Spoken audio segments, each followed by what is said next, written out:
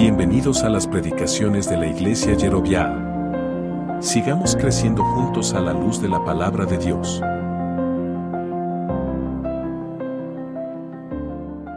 A partir del versículo 29, Jesús va a empezar a responder a este segundo ataque, porque era justamente un ataque, le estaban provocando, le estaban probando. Dice el versículo, le hacían estas preguntas con la intención de tentarle. Para tentarle le pedían más señal del cielo. Ellos querían encontrar alguna falta en Jesús. Ellos querían encontrar que hubiera una falencia en su mensaje, en su actuar. Ellos estaban provocando, constantemente le estaban hincando a Jesús de diferentes maneras, de diferentes sectores. Todos los grupos religiosos que tenían miles de diferencias entre ellos y que se odiaban entre ellos, encontraron una razón para amarse: estar en contra de Jesús. Los saduceos, los fariseos, los escribas, los intérpretes de la ley, absolutamente todos querían ver a Jesús destruido. Querían ver a Jesús destituido de ese reconocimiento que estaba empezando a tener en medio del pueblo.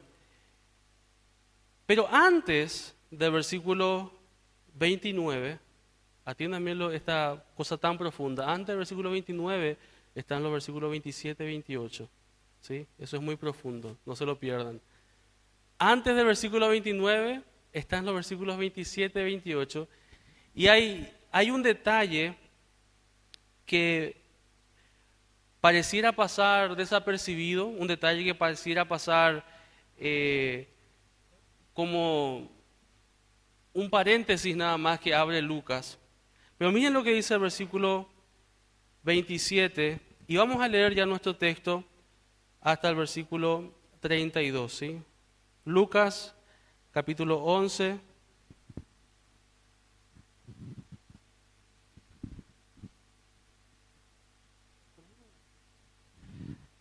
Lucas, capítulo 11, versículo 27 al 28. Estamos acá, Jesús había expulsado al demonio y había respondido a esta primer acusación de que él hacía las cosas en el poder de Satanás.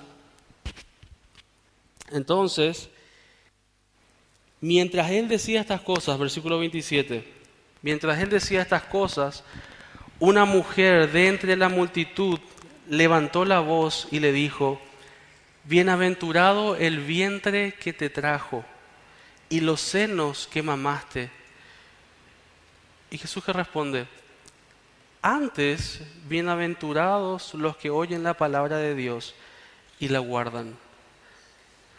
Es muy interesante este pasaje, porque esta mujer, en medio de lo que Jesús estaba haciendo, se levanta y dice: Maestro, bienaventurados, ¿qué dice? Bienaventurado el vientre que te trajo y los senos que mamaste. En otras palabras está diciendo: ¿bienaventurada quién? Tu madre. Bienaventurada María. Bienaventurada tu madre. En otras palabras, estaba exaltando y reconociendo la bienaventuranza de la madre de Jesús. Y no es algo malo que está haciendo esta mujer. No está equivocada, porque el propio ángel Gabriel, cuando le anunció a María, le dijo: dichosa entre todas las mujeres, bienaventurada, feliz, 3 veces feliz de vos, porque vas a ser el recipiente, vas a ser el canal por el cual el Hijo de Dios va a tomar carne, va a tomar cuerpo. Bendita tú entre las mujeres. Es cierto, pero la respuesta de Jesús es muy interesante. Jesús dice: antes, bienaventurados los que oyen la palabra de Dios y la guardan. Jesús pudo haberle dicho: sí, tenés razón, y continuar. Pero en cierta forma, Jesús no negó la bienaventuranza de su madre, pero no la estimó como lo más valioso y lo más preciado. Muchas veces hay una distinción muy grande entre católicos, evangélicos y otros grupos que nos dicen que nosotros no creemos en María, ¿verdad? No, nosotros creemos en María. creemos muchísimo en María, porque si María no hubiera existido y si María no hubiera sido real, nuestro Señor Jesucristo tampoco hubiera sido real y todo lo que la Biblia dice acerca de Jesús es mentira, porque Él se encarnó a través de la Virgen María, es lo que la Biblia dice. Creemos en ella, valoramos su testimonio, pero el propio Señor Jesucristo, ante este primer destello de quizás marianismo primitivo que quería anteponer la bienaventuranza de María o detallar un poco más o promover un poco más su reputación o su imagen, Jesús agarra eso y da vuelta a la pregunta y dice, más bien, bienaventurados los que oyen la palabra de Dios y los que la guardan. La intención de este comentario era positiva, no era un mal comentario. La mujer no estaba diciendo nada malo en contra de Jesús, estaba diciendo algo bueno. Estaba reconociendo que Jesús era alguien digno y feliz de aquella mujer que te tuvo, le estaba diciendo. Y Jesús justamente no niega esto, pero Jesús habló de una bendición más grande que ser madre o pariente cercano podía haber. Y es que la obediencia es la mayor bienaventuranza. Hay mayor bienaventuranza cuando hay obediencia. Y acá en primer lugar vemos cómo Jesús va a continuar con la centralidad de la obediencia. Si quieren anotar ahí, en este pequeño paréntesis, Jesús vuelve a enfatizar lo central de la obediencia, lo prioritario de la obediencia.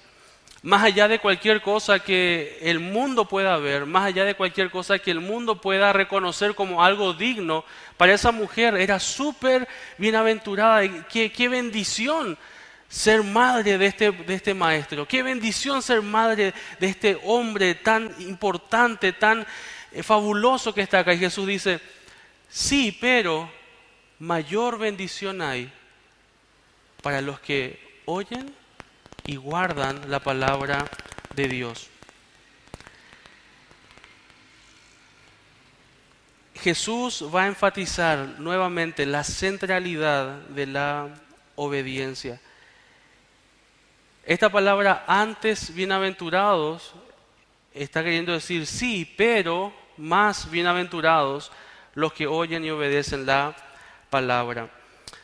La conexión de María con Jesús, por ser su madre física, no le otorgó mayor honor y mayor privilegio que la bienaventuranza que se le otorga a todos los que oyen y obedecen la palabra de Dios. Otra vez, la bendición que tuvo María en ser la madre de Jesús no fue mayor a la bendición que reciben aquellos que oyen y obedecen la palabra de Dios. No lo decimos nosotros, lo dice el propio Señor Jesucristo. Más bienaventurados son los que oyen y obedecen y guardan la palabra de Dios. Jesús en ningún momento está menospreciando, en ningún momento está negando que ella fuera bienaventurada, que ella fuera bendita. Pero lo que Él está haciendo es elevar la idea y el concepto de la obediencia de la palabra de Dios por sobre cualquier posición o cualquier experiencia o cualquier situación que para el ser humano pueda ser relevante. Dios dice, lo que se ve por fuera, el vínculo familiar que hay, la posición que pueda tener, la cercanía que pueda tener, eso es menos que la obediencia a la palabra de Dios. Vemos en los evangelios que los propios hermanos del Señor Jesucristo no querían creer en Él al principio, no creían en Él. Por eso hay varios pasajes, hay un pasaje también a veces que es difícil de interpretar, cuando van sus familiares, va su madre con su hermano a buscar a Jesús y le dicen, Jesús, te buscan tus madres y tus hermanos. Y Él le dice, mis madres y mis hermanos son los que hacen la voluntad de mi Padre. ¿Él estaba negando a su familia? No. Él estaba anteponiendo y priorizando la centralidad de la obediencia. De diferentes maneras, Dios nos indica en toda su palabra que es obediencia lo que Él quiere. No sacrificios, no posiciones humanas, Él quiere obediencia. Él quiere obediencia. Y sumado a todo lo que va a seguir diciendo, y vamos a estudiar enseguida, Jesús va a dejar en claro que su palabra, que someterse al señorío y a la autoridad de Cristo no es una cuestión de señal o de evidencia, sino que es una cuestión de obediencia al fin y al cabo. Jesús va a empezar a sentar que el hecho de someterse, de entregarse a Cristo, no es una cuestión de si hay o no hay evidencia, es una cuestión de si hay o no directamente obediencia. Bienaventurados, dice, los que oyen y guardan la palabra de Dios. Ahora Jesús continúa su respuesta. Jesús continúa su respuesta a aquellos que querían señales del cielo. Dice, miren versículo 29, dice, y apiñándose las multitudes, comenzó a decir, esta generación es, ¿qué? Mala. Esta generación es mala. ¿Pero por qué es mala? Porque hacen cosas inmorales, porque son depravados, porque pecan constantemente. Mírenlo, ¿por qué Jesús le considera una generación mala? ¿Por qué? Demandan señal, piden señal, quieren más evidencia, quieren más señales, quieren más manifestaciones para que puedan creer. Jesús va a empezar a responderle a ellos que de alguna manera estaban diciéndole a Jesús, Jesús, si vos haces esto, entonces nosotros vamos a hacer esto, vamos a hacer aquello. Si vos cumplís, si vos nos das esta señal que estamos pidiendo, entonces nosotros vamos a seguirte, vamos a obedecerte. Estaban condicionando su obediencia. Estaban de alguna forma queriendo negociar con Jesús, queriendo negociar su obediencia y su entrega al Mesías, su entrega al Señor. Le están poniendo precio a su adoración, le están diciendo, Señor, si vos haces esto, si vos cumplís nuestras expectativas, si vos haces lo que nosotros queremos, entonces nosotros vamos a hacer lo que vos querés. Y esa es la gran incoherencia del hombre miserable. Pensar que a Dios se le puede condicionar. Pensar que podemos obligarle a Dios a que Él cumpla nuestros caprichos para que después nosotros obedezcamos su palabra. Estaban poniendo condiciones para someterse a la autoridad de Jesús. Y tristemente, la actitud y el carácter, la característica de este corazón malo, sigue latiendo hasta el día de hoy. Sigue latiendo en tu propio corazón. Este condicionamiento, esto de poner condiciones a Dios. Señor, si vos haces esto, entonces yo voy a hacer aquello. Lo mismo que hicieron aquellos candidatos para seguir a Jesús. Señor, voy a seguirte, pero antes, acá está mi condición, acá está mi pedido, mi requerimiento para vos. Si vos cumplís esto, ahí sí, ahí sí. Si vos haces esto, tristemente sigue siendo la actitud que sigue latiendo en nuestros corazones, tanto dentro como fuera de la iglesia. Lo llamativo es que fuera de la iglesia es natural que eso suceda. Los incrédulos es normal que no quieran creer en Jesús, pero dentro de nuestra propia iglesia, nuestras propias vidas a veces ponemos condiciones para entregarnos a Dios. Dios, si vos me das tal trabajo, si yo tengo tal salario, si yo tengo tanto tiempo, si vos me das esta esposa, este esposo, si mi esposo esto, si mi esposa aquello, si mis hijos esto, y empezamos a poner condicionantes a Dios para entregar nuestras vidas. Y mientras Dios no haga eso, Él no se merece mi obediencia.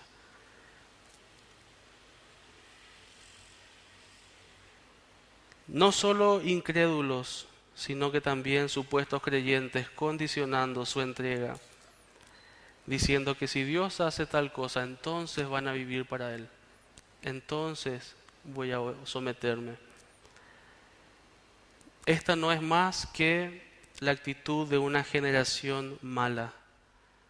Mateo es un poco más crudo cuando en el pasaje paralelo dice: la generación maligna y adúltera demanda señal. Maligna y adúltera demanda señal. ¿Y sabes qué? Hoy puede ser que estés acá sentado, sentada, esperando una señal para entregar tu vida a Dios. Esperando alguna razón, alguna motivación para soltar ciertas cosas y entregarte de verdad a Dios. Sea tu primera vez acá, sea tu 23ª vez, puedes estar acá sentado o sentada condicionando tu obediencia, esperando alguna señal del cielo, esperando que una luz atraviese en tu camino, esperando que un ángel descienda, esperando que algo sobrenatural suceda para que por fin vos puedas creer y decir: sí, es cierto, todo lo que la Biblia dice es cierto, así que me voy a entregar de lleno al Señor y voy a creer de lleno a la palabra de Dios y voy a obedecer y voy a dejar lo que tenga que dejar y voy a tomar lo que tenga que tomar, solamente, si tan solamente tal cosa Dios hiciera. Jesús nos sigue respondiendo de la misma manera que responde a esa generación. Versículo 29. Esta generación es mala, demanda señal, pero señal no le será dada. Si no, ¿cuál señal? La señal de Jonás. Jesús no les niega una señal. Lo que les niega es cumplir su capricho. Lo que les niega es condicionarse, Él como dueño y creador, amo absoluto, condicionarse a sus criaturas. Él obviamente se niega a eso, pero no niega el dar señales para que ellos crean. No voy a darles esta señal del cielo que ustedes están pidiendo, lo que les voy a dar es la señal de Jonás. Ahora, ¿qué es la señal de Jonás? Un pez grande que aparezca en mi sueño, que me trague un pez, no, que pesque un pez grande, no. Versículo 30, dice: porque así como Jonás fue señal a los ninivitas, también lo será el Hijo del Hombre a esta generación. ¿Sabes que Jesús le niega la señal que ellos están pidiendo, pero Él les va a dar la señal más grande que pueda haber? Él les va a entregarla y les va a indicar la señal más grande. Ahora, ¿a qué se refiere esta señal?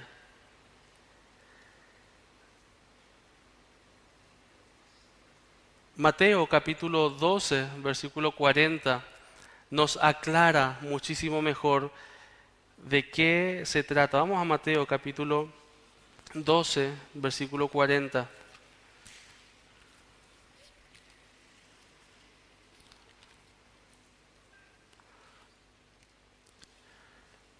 Versículo 39 leemos lo que decíamos recién. Él respondió y les dijo: la generación mala y adúltera demanda señal, pero señal no le será dada sino la señal del profeta Jonás.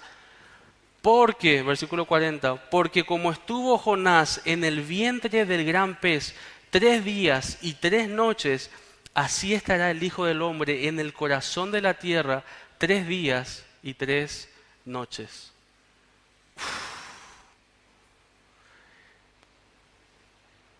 Jesús va a empezar a tomar una señal, una tipología, un simbolismo de una historia que ellos creían y ellos aseveraban como algo real.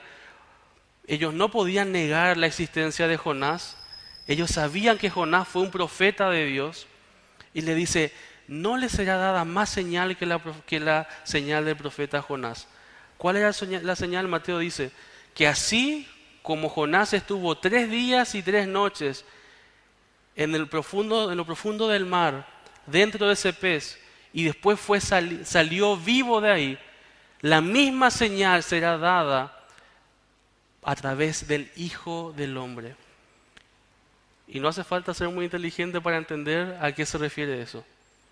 Está apuntando directamente que después de la muerte de Jesús, 3 días después, Él iba a resucitar. La señal más grande, Jesús le está diciendo, yo no les voy a bajar nada del cielo, yo les voy a mostrar cómo yo me levanto de la muerte, cómo yo me levanto del fondo de la tierra, de la tumba más profunda, yo me voy a levantar. Así como Jonás estuvo en lo profundo del mar, yo voy a estar 3 días en lo profundo de la muerte y voy a salir victorioso de ahí. Esa es la señal que van a recibir. Él estaba hablando en futuro porque poco tiempo después Jesús iba a realizar esta señal. Él está hablando directamente de la resurrección. Hermanos, la resurrección demuestra lo real, lo verdadero que son las enseñanzas y la persona de Jesús. Pablo mismo en Corintios 15, te animo a que leas ese pasaje, porque si vos necesitas una base para tu fe, es esa, la resurrección. Sin resurrección nada de esto tiene sentido. Sin resurrección no tiene sentido la fe cristiana. No tiene sentido el Antiguo ni el Nuevo Testamento. Ninguna profecía, nada tiene sentido sin este punto tan categórico, tan importante, tan crucial como la resurrección de Cristo. Pablo dijo, si Cristo no resucitó, vana es nuestra fe, vana es nuestra esperanza. Somos los más dignos de misericordia, de conmiseración, si creemos en alguien que murió y no está vivo. Si creemos en alguien que quedó crucificado en un madero, si creemos en alguien que simplemente murió por nuestro pecado, pero hoy no está vivo. La resurrección es la base de la fe cristiana.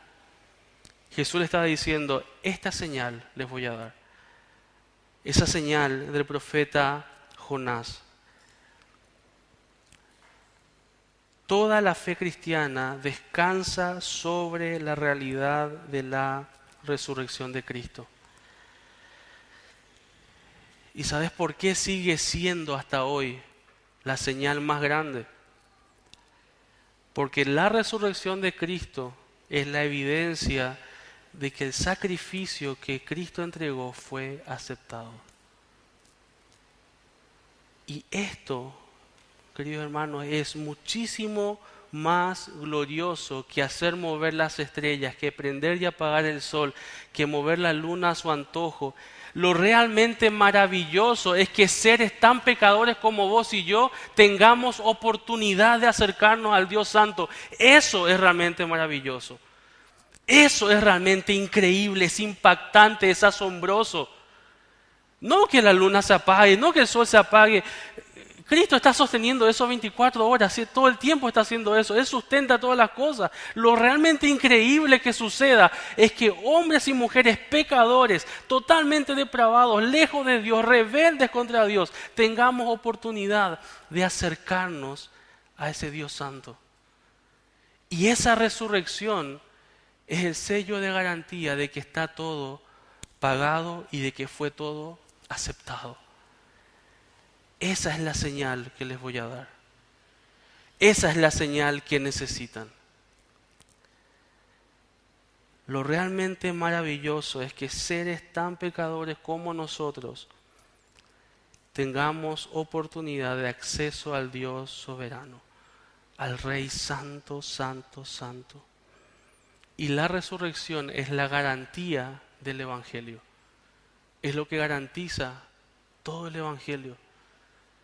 Que el sacrificio fue aprobado, fue aceptado.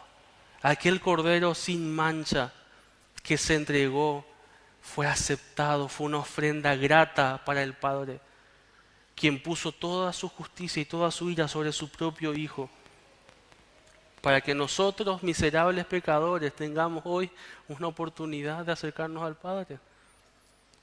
Eso es lo realmente maravilloso, eso es lo que no se puede comprender. ¿Cómo?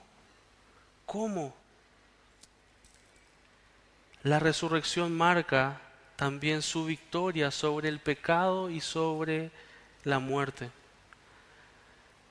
La resurrección garantiza que nuestro pecado fue pagado, pero también indica que la consecuencia final del pecado, la muerte, fue totalmente vencida. ¿Dónde está, oh muerte, tu aguijón? ¿Dónde está, sepulcro, tu victoria? Pero en Cristo tenemos esa victoria, porque Él resucitó, porque Él está vivo y la consecuencia final del pecado está destruida gracias a esa resurrección. Por eso no necesitamos otra señal. No se nos va a dar mayor señal que esta de que Cristo ha resucitado. Si hoy estás buscando señal para seguir a Dios, si hoy estás buscando una evidencia, si hoy estás diciendo, Dios, quiero ver algo, quiero entender algo, acá está la señal. Que el Hijo de Dios se hizo hombre, se encarnó, vivió entre nosotros, vimos su gloria, gloria como la del unigénito del Padre, vivió entre nosotros los pecadores, se hizo obediente, se hizo siervo y obediente hasta la muerte y muerte de cruz por amor a vos y a mí. ¿Qué más señal necesitamos? ¿Qué otra evidencia necesitamos? La señal más clara del poder y del amor de Dios está en la cruz y en la tumba vacía. Si alguna vez dudaste del poder de Dios, si alguna vez dudás del amor de Dios, mirá la cruz y mirá la tumba vacía, porque ahí está la señal más grande. No vas a encontrar evidencia más grandiosa. No entres en ese juego absurdo de pedirle más señal a Dios cuando ya se nos fue dada la señal más grande, más innegable, más indescriptible de que el Hijo de Dios murió por mí, se entregó por mí y resucitó para que yo obtenga las bendiciones que solamente Él pudo haber obtenido. Si hoy estás buscando una señal para seguir a Dios, si hoy estás buscando una señal para entregarte de una buena vez al Señor, mira la cruz, mira la tumba vacía. Esa es la señal, esa es la evidencia más grande de su poder y de su amor. Y déjame decirte que si eso no es suficiente para vos, no hay nada que va a poder llenarte. Nada va a ser suficiente. Si eso no es suficiente para vos, es porque claramente no entendés esa señal. No estás comprendiendo lo ancho, lo profundo del Evangelio. No entendés tu condición delante de Dios, no entendés quién es Dios, no entendés quién sos y lo que realmente mereces. Si no es suficiente la cruz y la tumba vacía para entregarme de lleno al Señor, ninguna evidencia ni señal va a ser suficiente para que me entregue, por la sencilla razón de que no quiero hacerlo. Al fin y al cabo, esa es la razón. Nuevamente, la razón por la que no queremos someternos al señorío de Cristo no es por falta de evidencia, no es por falta de señal, es porque no hay obediencia. No es cuestión de evidencia, es cuestión de obediencia. Y las evidencias ya están sobre la mesa. Pero ¿cómo puedo saber si la resurrección es real? Ateos, agnósticos han querido destruir el cristianismo, entre comillas, demostrando que la resurrección era un cuento. ¿Qué pasó con ellos? Uno de ellos particularmente es predicador y conferencista que defiende con uñas y dientes la resurrección de Cristo. Porque evidencias hay muchísimas. Evidencias de la resurrección de Cristo hay muchísimas. Pero ninguna evidencia va a ser suficiente para aquel que no quiere creer. Para aquel que no quiere creer. Para aquel que no quiere entregarse. Pero ¿sabes por qué rehusás aceptar las evidencias y entregarte a Cristo? Para seguir viviendo bajo tu propio señorío. Para seguir siendo el rey y seguir cantando la canción, yo hago lo que quiero, mi palabra es la ley. Yo sigo siendo el rey. Vos querés seguir viviendo, siendo el Dios de tu vida, dueña y señora de tus decisiones, de tu carácter, de tus actitudes. ¿Cómo voy a entregar eso? ¿Cómo voy a soltar eso? No, siempre voy a querer una señal más, una cosa más que Dios haga antes que yo haga lo que soy llamado a hacer. Queremos vivir bajo nuestra propia autoridad. Así que someterse y seguir a Jesús deja de ser una cuestión de evidencia, porque la evidencia es directamente cuestión de obediencia. Obedecer o no. Someterse o rebelarse. No es cuestión de si hay razones suficientes para creer o no. Jesús no se va a quedar ahí. Y podríamos decir, Señor, ya está. Esta señal suficiente. Basta, déjale ahí, ya se quedaron mudos, no tienen más que responder, pero Jesús va a continuar. Y cuando ellos pensaban que era Jesús el que estaba sentado en la silla del acusado y donde ellos le empezaban a investigar, a hacer preguntas, a cuestionar cosas, cuando ellos pensaban que ellos estaban juzgando la veracidad de Jesús, Jesús les demuestra que en realidad Él está juzgando sus corazones. Y Él puso toda la evidencia sobre la mesa. Y no solamente va a poner las evidencias, sino que ahora va a traer testigos. Y va a traer 2 testigos condenadores a toda su audiencia. Volvamos a Lucas, capítulo 11, versículo 30, dice nuevamente, porque así como Jonás fue señal a los ninivitas, también lo será el Hijo del Hombre a esta generación. La reina del sur se levantará en el juicio con los hombres de esta generación y los condenará, porque ella vino de los fines de la tierra para oír la sabiduría de Salomón, y he aquí más que Salomón en este lugar. Los hombres de Nínive se levantarán en el juicio con esta generación y la condenarán, porque a la predicación de Jonás se arrepintieron, y he aquí más que Jonás en este lugar. Jesús va a tomar 2 testigos para demostrar a sus oyentes, para demostrar a esa generación y a esta también, a la nuestra, la realidad de nuestra incredulidad. Que nuestra falta de entrega, nuestra falta de sometimiento y sujeción a la autoridad de Cristo no es cuestión de evidencia, es cuestión de incredulidad. No es falta de señal, no es falta de manifestación, es falta de sometimiento, es falta de fe, es dureza de corazón. Y va a tomar 2 ejemplos con los cuales van a ser testigos, dice, en el juicio final. Y en primer lugar habla de la reina del sur. Y Jesús se refiere a la reina de Sabá. Una reina pagana. Vemos, si vamos rápidamente a Primera de Reyes, capítulo 10, para entender de qué historia Jesús está hablando o a qué se está refiriendo, quizás algunos ya conozcan. Y esto obviamente eran historias que el pueblo de Israel conocía. Ellos sabían claramente quién era Salomón, obviamente, pero también sabían quién fue la reina de Sabá. Y era una reina pagana de la zona que conocida más como Etiopía, que viajó desde lejos, dice, para ver si era cierto lo que se decía acerca de Salomón.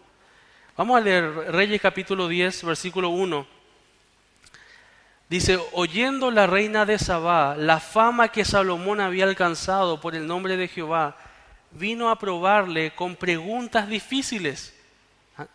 Atiendan vino con la misma intención que venían esos escribas, con preguntas difíciles.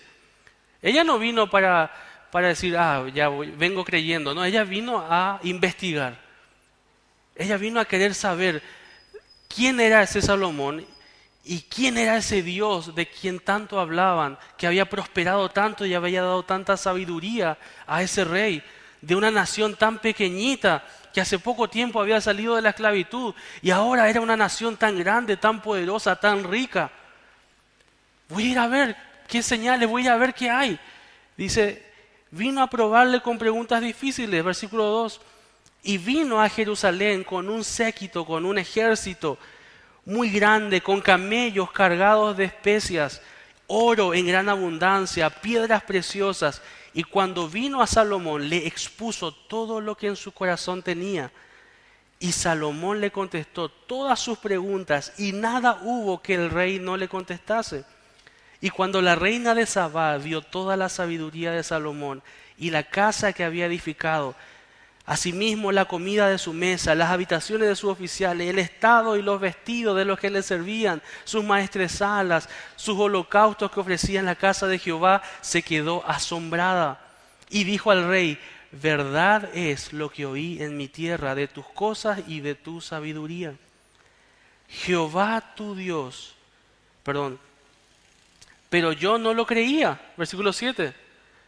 Yo no lo creía hasta que he venido y mis ojos han visto que ni aún se me dijo la mitad. Es mayor tu sabiduría y bien que la fama que yo... Es mayor tu sabiduría y bien que la fama que yo había oído. Bienaventurados tus hombres, dichosos estos tus siervos que están continuamente delante de ti y oyen tu sabiduría. Y esta es la conclusión a la que llega. Jehová tu Dios sea bendito, que se agradó de ti para ponerte en el trono de Israel, porque Jehová ha amado siempre a Israel, te ha puesto por rey para que hagas derecho y justicia. Esta mujer vino buscando evidencias, vio las evidencias y ¿qué dijo? Así es, entiendo, creo, y toda esta evidencia me habla solamente de una cosa, de ese Dios bendito del pueblo de Israel. Algunos pueden decir, no, acá no está diciendo que ella creyó en Dios, que ella se entregó a Dios. No, acá no, pero Jesús sí lo está diciendo. Jesús lo está diciendo. Esa mujer volvió a su tierra abrazando la fe al Dios de los judíos. Con todo su esplendor, con toda la gloria que ella también tenía, ella volvió reconociendo, y Jesús le dice a estos incrédulos de su tiempo, esa reina pagana, esa reina que es gentil, que no es del pueblo de Dios, se va a parar el día del juicio final y les va a condenar, porque ella tuvo menos evidencia que ustedes y aún así creyó. Ella tuvo menos señales que ustedes y aún así se entregó al Señor. Ella se va a parar en el juicio final y les va a decir, incrédulos, es mentira que no tuvieron señales. Es mentira que no tuvieron razones para entregarse a Dios. Es mentira. Yo miles de años antes abracé la fe en el glorioso Salvador. Miles de años antes. Ustedes han tenido al Maestro frente a sus narices. Han tenido las señales frente a sus ojos y lo han negado. Lo han rechazado.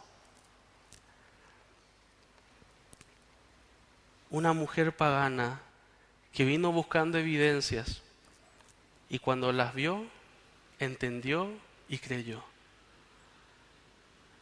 Muy distinto a estos religiosos incrédulos que venían buscando evidencias y cuando las vieron, buscaban pretextos, excusas, porque al fin y al cabo lo que no querían eran dejar de ser los dueños y señores de sus propias vidas. Jesús le estaba diciendo, si la reina de Sabá vio la sabiduría de Salomón, vio cómo Dios había estado con su pueblo y reconoció y se humilló delante de Dios, ¿cómo ustedes no van a hacer lo mismo? Porque miren esa expresión tan... A mí me da piel de gallina, dice, he aquí más que Salomón en este lugar. He aquí más que Salomón, más que el hombre más sabio de toda la tierra, más que el rey más rico y próspero que tuvo el pueblo de Israel. Más que él está aquí. Más que él soy yo, le está diciendo el Señor Jesús. Salomón fue poderoso, fue sabio, pero no fue perfecto. Fue débil, en realidad cometió muchos errores. Pero ellos estaban frente a un rey mucho más sabio, mucho más poderoso. Ellos estaban frente a alguien superior que el propio Salomón. Y aquella pagana, habiendo visto a un hombre de carne y hueso, pecador, y viendo las bendiciones de Dios en su vida, reconoció a Dios y se sometió a Dios, se entregó a Dios. Ellos viendo al Rey verdadero, al Rey de Reyes, al verdadero que es poderoso, al que verdaderamente es poderoso, al que verdaderamente es sabio, no lo oyeron, no le creyeron, no se sometieron.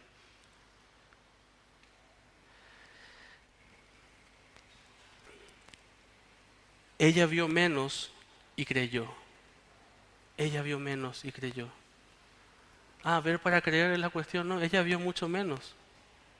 Ella vio mucho menos y creyó. Ella se va a parar y les va a condenar en el día del juicio a todos los que van a decir como excusa que no tuvieron las señales, que no tuvieron las evidencias suficientes para creer en Dios. Como tantos que hoy se jactan de decir, bueno, si Dios existe, que se me aparezca acá entonces. Si Dios es real, ¿por qué no está acá? ¿Dónde está Dios? Mira cómo está el mundo, mira cómo pasa esto, mira cómo pasa aquello.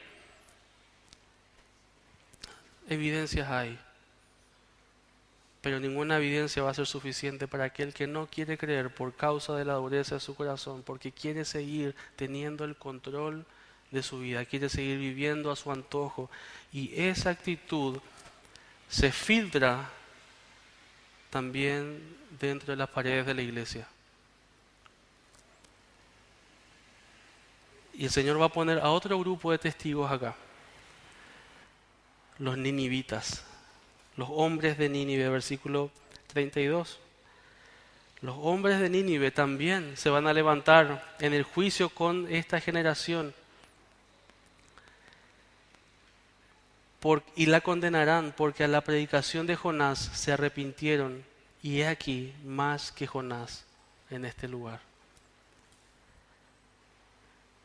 Nuevamente, paganos, y no cualquier pagano, de lo peor, los más crueles, los que eran conocidos por despellejar vivos a sus enemigos,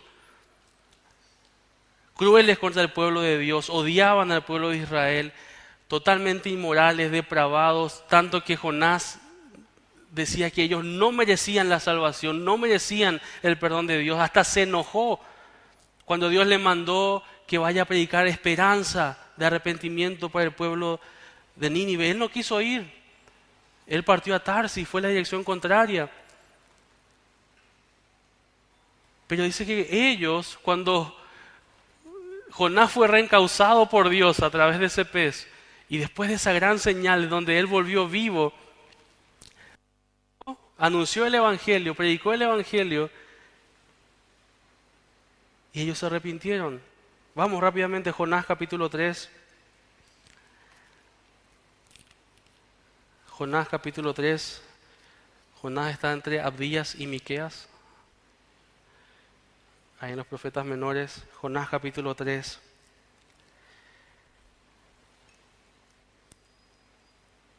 Dice versículo 1, vino palabra de Jehová por segunda vez a Jonás diciendo, levántate y ve a Nínive, aquella gran ciudad, y proclama en ella el mensaje que yo te diré.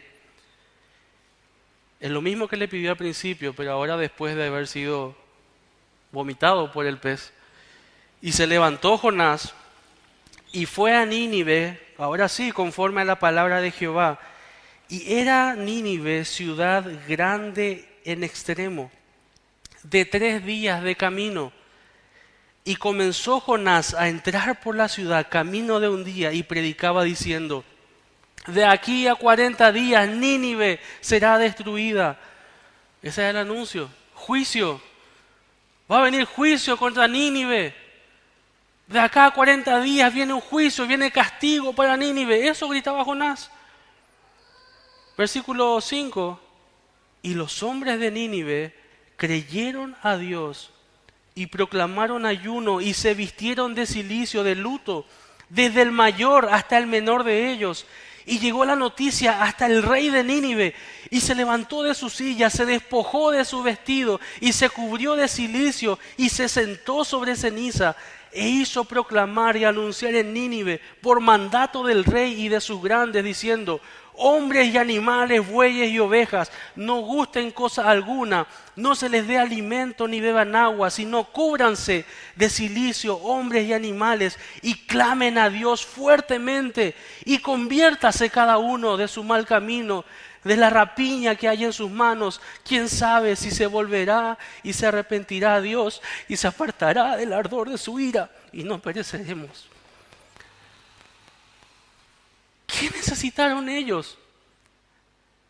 Solamente escuchar que había juicio sobre sus cabezas. Es impresionante dimensionar y pensar en ese evento. Una ciudad, desde el rey hasta el esclavo, desde el más grande hasta el más pequeño, todos doblegándose. Lo peor de lo peor, lo despreciable. Por algo el Señor dijo que lo vil y menospreciable escogió Dios para avergonzar a los sabios. Y esos sabiondos que estaban ahí alrededor de Jesús, y todos aquellos que no se doblegan a la presencia y a la autoridad del Señor, van a ser avergonzados por estos viles, por estos menospreciados que se arrepintieron, que abandonaron, dice, su pecado. La palabra del rey acá es impresionante, es un arrepentimiento genuino con todas las letras. Arrepiéntanse, abandonen su mal camino. Dejen de robar, dejen su rapiña, dejen sus estafas, dejen de hacer lo malo que hacían y clamen a Dios por misericordia. Quizás Él nos escuche.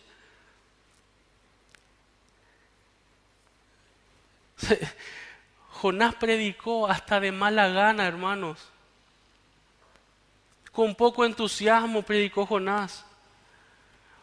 Jonás predicó sin querer que ellos se arrepientan. Pero aún eso fue suficiente. Eso fue suficiente para que ellos se arrepintieran y se entregaran de lleno al Señor. La pregunta que nosotros tenemos que hacernos es: ¿qué más necesito? ¿Qué más estoy esperando? ¿Qué otra señal necesito? ¿Qué evidencia no tengo que haya tenido la reina de Sabá, que haya tenido Jonás? ¿Por qué su entrega fue tan radical? ¿Por qué su entrega fue tan absoluta? Fue total. ¿Y por qué la mía es tan parcial? ¿Por qué estoy condicionando mi obediencia? ¿Por qué le pongo condiciones a Dios? Diciéndole: Señor, cuando vos hagas esto, cuando vos me cumplas esto, yo te voy a seguir.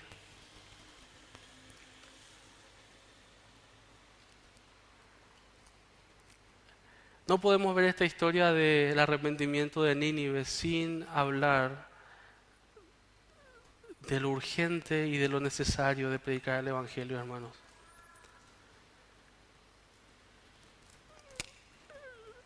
Corazones duros van a haber. Personas a quienes nosotros consideremos no dignas del Evangelio. Vamos a caer en eso. Pero no hay tales personas. No hay nadie que no sea digno del Evangelio. Todos necesitamos escuchar el Evangelio. Todos necesitan escuchar el Evangelio. No hay corazón duro. No hay persona depravada. No hay persona inmoral. No hay persona en lo más profundo de pecado que pueda estar que no pueda ser restaurada, rescatada por el Señor. El pueblo de Nínive lo fue. Fue movido a quebrantamiento. Fue movido a un arrepentimiento. Fue obra de Dios. Jonás hizo, cumplió, quizás no de la mejor manera, pero lo hizo después de pasar por un proceso interesante que nosotros no necesitaríamos pasar por ese proceso para obedecer, espero. Para que cumplamos nuestra parte de llevar el glorioso Evangelio. de anunciar las malas noticias de que estamos separados de Dios y que a causa de su pecado Él espera condenación eterna. Necesitamos anunciar las malas noticias y las buenas noticias del Evangelio. No importa lo duro que parezca el corazón. Si vos y yo estamos acá es evidencia suficiente para entender que cualquier corazón puede ser transformado. ¿No es cierto? Si vos y yo estamos acá hoy, si vos y yo tenemos la oportunidad de predicar el Evangelio, es la señal y evidencia suficiente que demuestra que cualquier corazón depravado puede ser transformado. Si vos y yo estamos acá, es suficiente ejemplo, es suficiente evidencia. No hay límites para el poder salvador del Evangelio. Por eso Pablo decía, no me avergüenzo de predicarlo, de anunciarlo, porque es poder de Dios para salvación a aquel que cree, al judío y también al griego.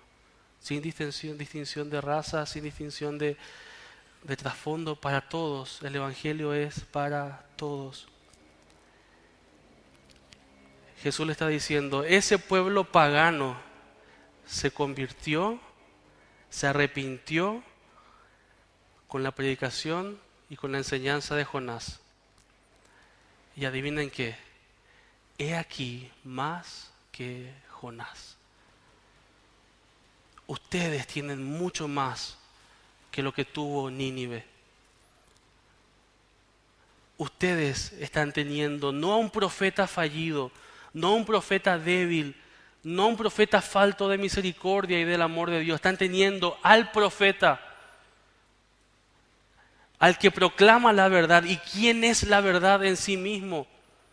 Al profeta de profetas, al rey de reyes. Aquí está. Y no quieren doblegarse, no quieren creer, no quieren entregarse. Ni siquiera predicó Jonás de buena gana. Pero ahí estaba Jesús, el profeta perfecto, que anunciaba su propia entrega por los pecadores, que les marcaba su pecado, pero que se encarnó. Iba a morir, iba a resucitar por ellos, iba a dar la señal más grande que podía haberse dado. He aquí mucho más que Salomón y Jonás en este lugar. Hermanos, he aquí en este lugar mucho más que Salomón y Jonás. Nosotros hoy tenemos mucho más que aquellos ninivitas, que aquella reina de Sabá y que aquellos incrédulos que rodeaban a Jesús en ese momento. Tenemos mucho más que ellos. Pero yo hubiera creído, yo me entregaría también si hubiera visto todas las señales hechas de la mano de Jesús. Hay evidencia suficiente de que eso fue verdadero. Hay evidencia de sobra.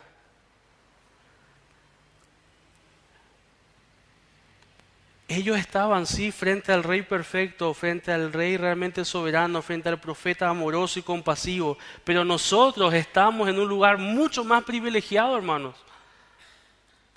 Nosotros tenemos mucho más privilegios que todos aquellos del Antiguo Testamento y todos aquellos de la iglesia primitiva.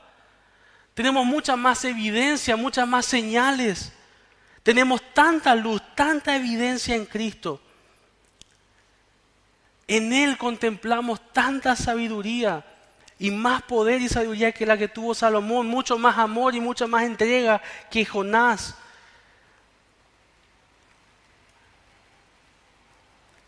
Lo que Jesús está diciendo es que estos paganos tenían muchísimo menos que ellos y que nosotros. Y aún así creyeron y se sometieron a Dios. Se entregaron con muchas menos evidencias.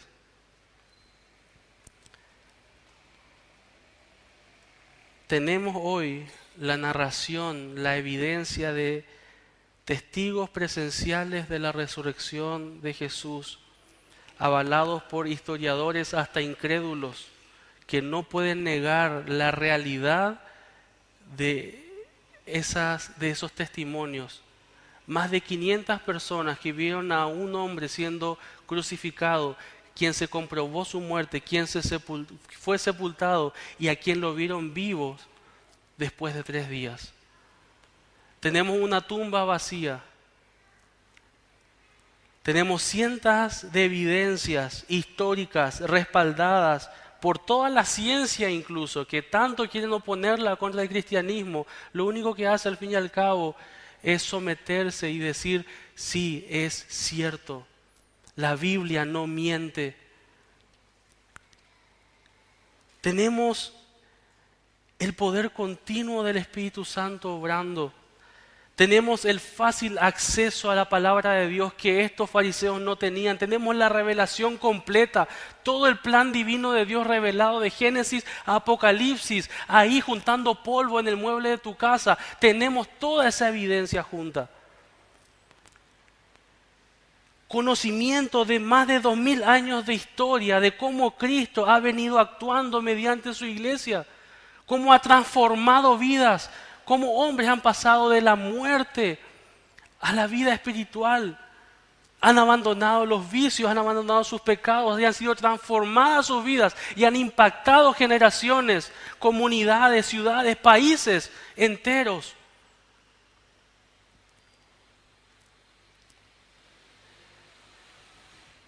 Con todo este conocimiento,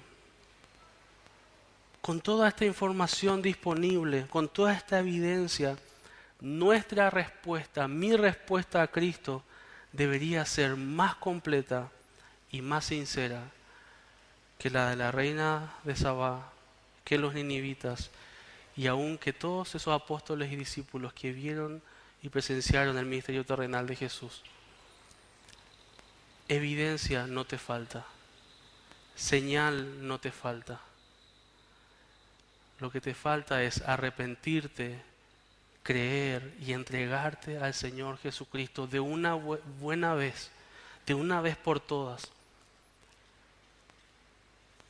Porque frente a tanta luz, frente a tanto conocimiento, la Biblia es clara, también hay mayor condenación. Mayor condenación. ¿Qué más estás esperando? ¿Qué más esperas? ¿Qué más necesitas para someter tu vida a la autoridad de Cristo? ¿Qué señal estás esperando? No falta ninguna. ¿Qué otra señal necesitas en tu vida para obedecer en lo que respecta a tu vida de pureza? Abandonar lo inmoral. ¿Qué estás esperando para someterte a la voluntad de Dios? Para entregarte a sus principios, a lo que su palabra te dicta. ¿Qué estás esperando para pedir perdón a aquellas personas a quienes lastimaste? ¿Qué estás esperando para perdonar a aquellas personas que te lastimaron? ¿Qué señal del cielo estás esperando para obedecer a Dios? ¿Qué otra manifestación hace falta para que sueltes tu pecado? Para que abandones tus prácticas pecaminosas y obedezcas. ¿Qué más? Y condicionamos nuestra obediencia. Voy a perdonar si esto y esto. Voy a pedir perdón si esto y esto. Voy a servir si esto y esto. Voy a dejar este pecadito acá, este pecadito si esto y esto. Condicionamos nuestra obediencia. Si la evidencia de la cruz y de la tumba vacía no son suficientes para tu obediencia, nada va a ser suficiente. Nada va a ser suficiente. Ni aunque fulano te trate bien, ni aunque mengana te trate mal, ni aunque te den espacio, ni aunque te reconozcan, no, nada de eso va a ser suficiente. La única señal que va a prevalecer y va a mantener tu obediencia es la tumba vacía. Es el Evangelio aplicado a tu vida. Es lo que Cristo hizo por mí. ¿Qué más necesito? ¿Qué cosas se tienen que dar para que yo haga lo que sé que Dios quiere que haga? ¿Cuántos planetas tienen que alinearse para que empiece a soltar ciertas cosas? ¿Cuántas circunstancias tienen que gestarse para que al fin yo tenga el escenario oportuno para obedecer? No, mentira, excusas. Señales tenemos de sobra, evidencias están sobre la mesa. No es cuestión de señal, no es cuestión de evidencia, es cuestión de sometimiento, de arrepentimiento, de obediencia al Señor. ¿Qué condición le estás poniendo a Dios para creerle? Analiza cada área de tu vida, cada aspecto de tu día a día. ¿En qué áreas le estás poniendo condiciones a Dios? Y le estás diciendo, Dios, yo me voy a aferrar a esto hasta que vos hagas tal cosa. Yo no voy a abandonar mi pecado, no voy a abandonar mi incredulidad, no me voy a someter a tu designio hasta que vos hagas esto.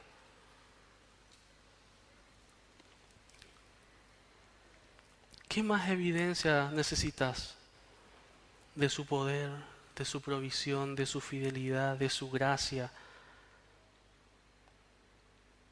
¿Qué más necesitas que la gloriosa y bendita cruz y aquella tumba vacía? ¿Qué más? ¿Qué más? Cuando pienses que te falten razones, cuando no encuentres la motivación,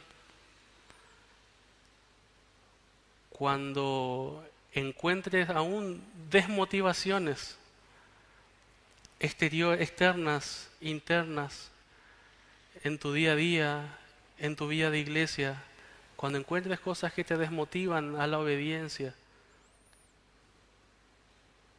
no deberían ser suficientes para pasar por encima de esa tumba vacía. No podrían.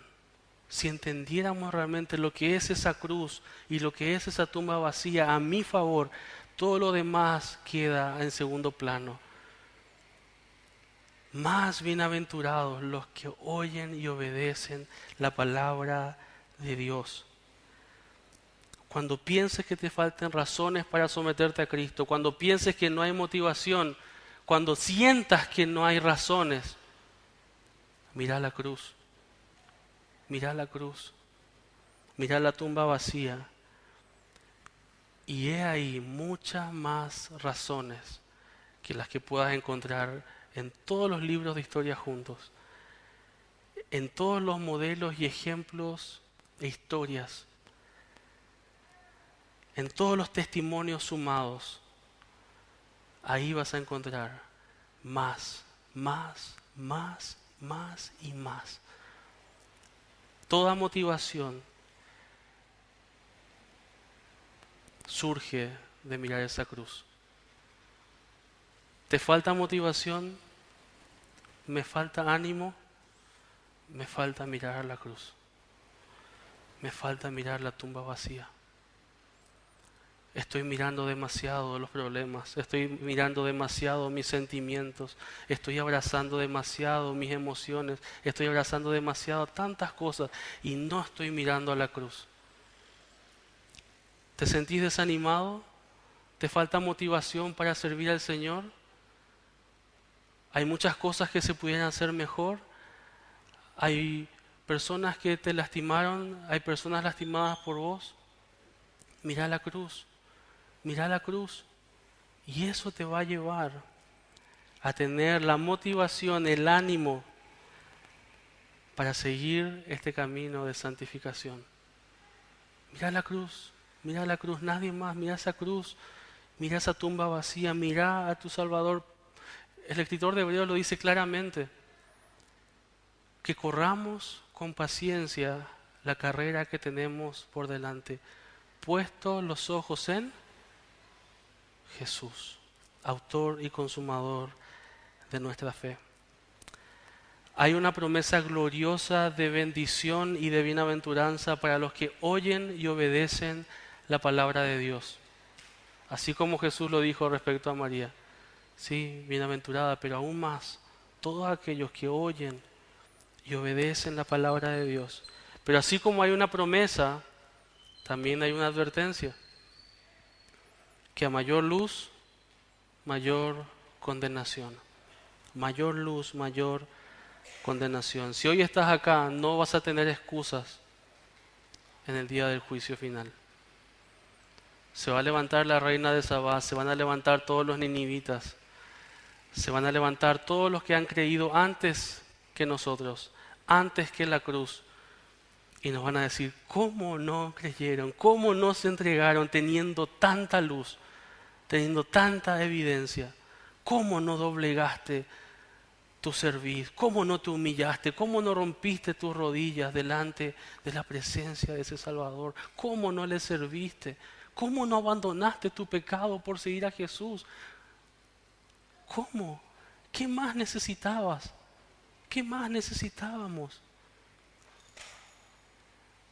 Si Jesús le advirtió a esos hombres y a esas ciudades también, que habían recibido tantas evidencias y señales y no se arrepintieron, si Él les advirtió que venía un juicio tan grande para ellos, ¿qué nos espera a nosotros? En este tiempo de gracia, en este tiempo de extensión de misericordia, en este tiempo de una revelación plena, ¿qué más esperas? ¿Qué más esperas? ¿Qué más estoy esperando para entregarme completamente a Cristo? Vamos a orar. Esperamos que esta exposición haya sido de edificación a tu vida. Compártela para seguir sembrando con esperanza.